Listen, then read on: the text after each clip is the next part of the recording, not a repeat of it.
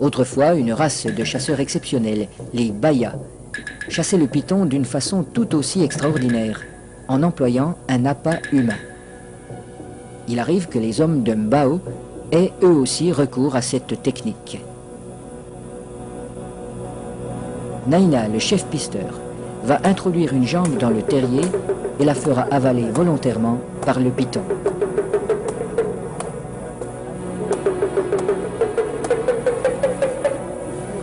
Il est indispensable de posséder le remède qui a été fourni par le sorcier.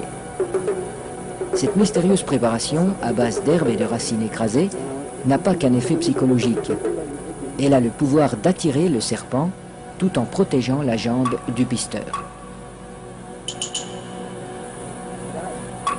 Le remède agit encore comme un lubrifiant. En imprégnant un tissu qui entoure la jambe, il facilite sa pénétration dans la gueule du reptile.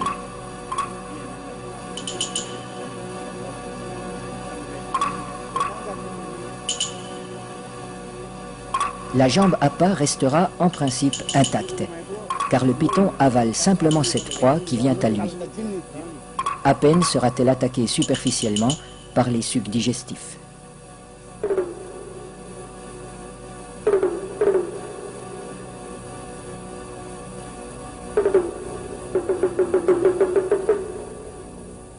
Cette chasse n'est pas sans risque. Un python particulièrement puissant pourrait entraîner l'homme dans son repère. La jambe restée à l'extérieur limite ce danger, mais le pisteur court le risque d'être désarticulé.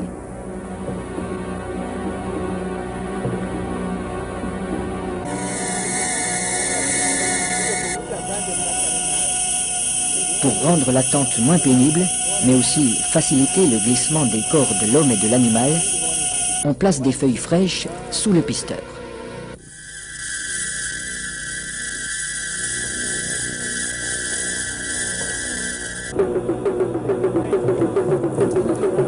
Sa jambe est déjà avalée au-delà du genou quand il commande qu'on le tire en arrière.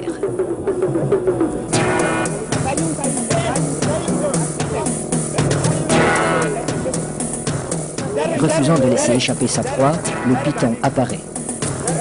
Les aides tirent de façon irrégulière. Il secoue le python pour l'empêcher de trouver un point d'appui. Le pisteur relève son pied à angle droit pour ferrer le serpent, à la manière d'un hameçon. L'animal se sent piégé, mais il ne peut plus lâcher la jambe. Le python est maintenu allongé. Il faut éviter qu'il ne s'enroule. Cette position lui enlève une grande part de sa force. Pour dégager sa jambe, Naina déchire la gueule du python au couteau.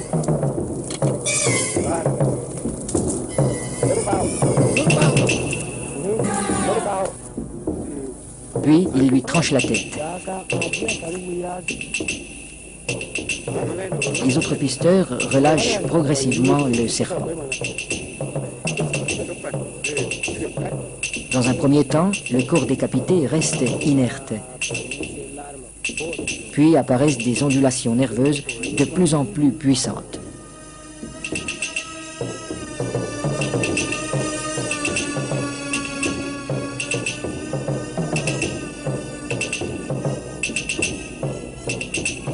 Il bougera ainsi pendant près d'une heure, prenant presque des positions d'attaque comme s'il cherchait toujours